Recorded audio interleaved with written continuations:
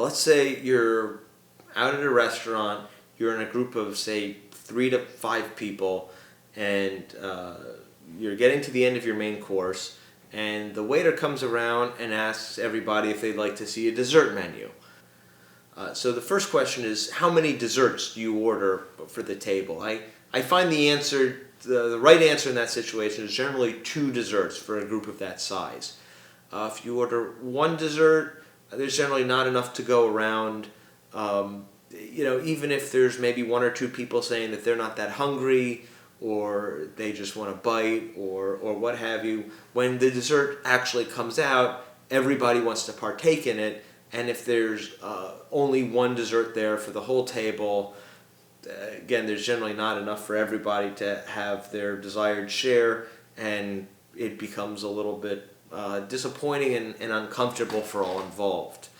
On the other hand, if you order 3 or more desserts, even if all 3 of those desserts are good desserts in and of themselves, it generally, there's a sense that there's too much food for the group, and that also creates a little bit of discomfort, which detracts from the overall experience. Now, granted, if you're maybe in a group of 5 and there's 1 or 2 hefty eaters in the group, maybe 3 desserts could be appropriate in that situation. But I've generally found in a group of 3 to 5 people, the right number of desserts is almost always 2.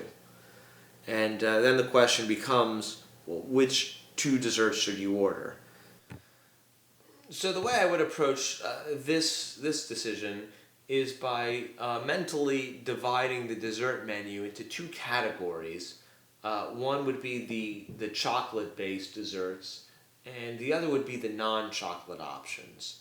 And then hang on, that seems really arbitrary to me. Why does chocolate get its own category? That's a good question. I think, to be honest, at some level it is arbitrary. You raise a great point. But I think the reality of it is that, the way American dessert culture has evolved is that chocolate has, rightly or wrongly, taken on a dominant position.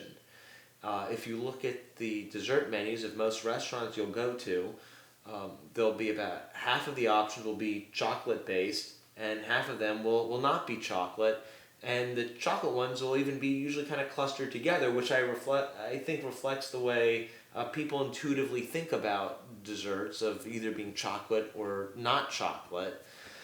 And there frankly might not be much of a rational basis for it. The non-chocolate category has things in it that are as diverse as everything from bread pudding to creme brulee to gelato or a sorbet, or even a berry plate or a cheese plate. Berry plate. Berries it seems just so different from bread pudding. It's not even comparable to bread pudding. Okay, you raise a good point. I think that berries, maybe I was a little rash in including them in that list. They're maybe even a 3rd category for berries, and you could even maybe put the cheese plate in that category of things that are nominally on the dessert menu. They're nominally desserts, but in reality, people don't really think of them as desserts. I don't see what's so wrong with berries in this case.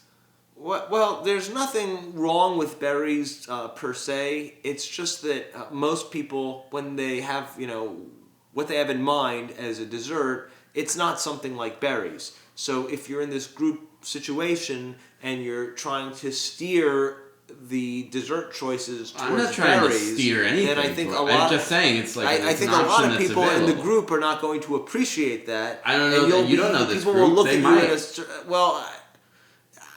look, there might be some other people like berries, but generally speaking, if there's only a limited number of desserts you're going to get, and if you were trying to impose this kind of idiosyncratic It's not. agenda, You said it's on the menu. I know it's on the menu. Idiosyncratic. You said it's on the menu. Look, don't crucify me on the berries. I know it's on the menu.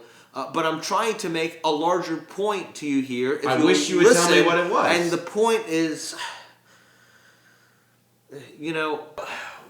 when you're out at a restaurant having dessert with a group of people, it's not just an opportunity to take a bunch of sweet stuff and put it in your mouth. It's an elaborate social ritual with rules and norms of which most of the people participating in it are only dimly aware at best.